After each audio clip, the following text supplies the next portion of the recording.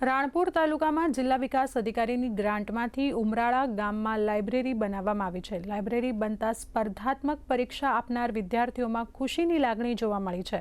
પહેલા વિદ્યાર્થીઓને સ્પર્ધાત્મક પરીક્ષાની તૈયારી માટે અન્ય જિલ્લામાં જવું પડતું હતું। હવે આ લાઇબ્રેરી બનતા આશરે 25 જેટલા વિદ્યાર્થીઓ સ્પર્ધાત્મક પરીક્ષાની તૈયારી કરવા માટે આવે છે અને શાંતિપૂર્ણ વાતાવરણમાં વાંચન કરી શકે છે। એટલે અમારા ગામમાં લાઇબ્રેરી બની છે ને, એટલે આમ હું કહું ને બહુ સારું કહેવાય, કેમ કે છોકરા અત્યારે મારો ભાઈ આર્મી જોબ કરે છે, ઘરે કોઈને મારી સિવાય કોઈ રહે છે નહીં, એટલે લેવા મૂકવા જવાનું તો તકલીફ પડે। એટલે ગામમાં મતલબ લાઇબ્રેરી હોય ને તો અહીંયા વાંચવા હોય, મતલબ ઘરે જવાનું હોય તો ઘરે જવાય એમ। અમારા જેવા વિદ્યાર્થી માટે ખૂબ જ ફાયદાકારક છે કે દરેક વિદ્યાર્થીની પોઝિશન નથી હોતી કે બહાર જઈને તૈયારી કરી શકે કે ઘરે પણ પૂરતા બધા પુસ્તકો લઈ શકે।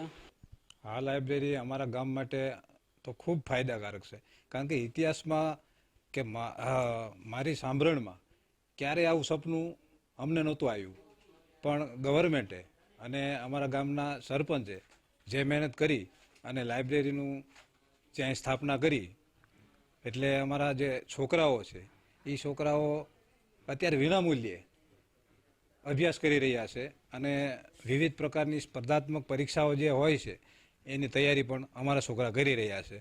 મારા ગામની લાઇબ્રેરીની અંદર અત્યારે 20 થી 25 વિદ્યાર્થીઓ એમની અનુકૂળતાએ વાંચન કરે છે।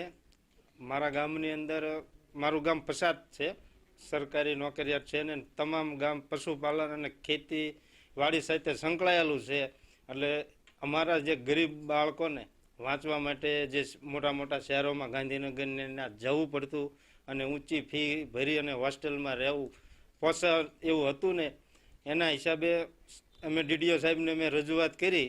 અમારી રજૂઆતને માન રાખીને અમને લાઇબ્રેરી આપી અને લગભગ સ્પર્ધાત્મક પરીક્ષાના તમામ પુસ્તકો અત્યારે હાલ અમારી લાઇબ્રેરીમાં ઉપલબ્ધ છે।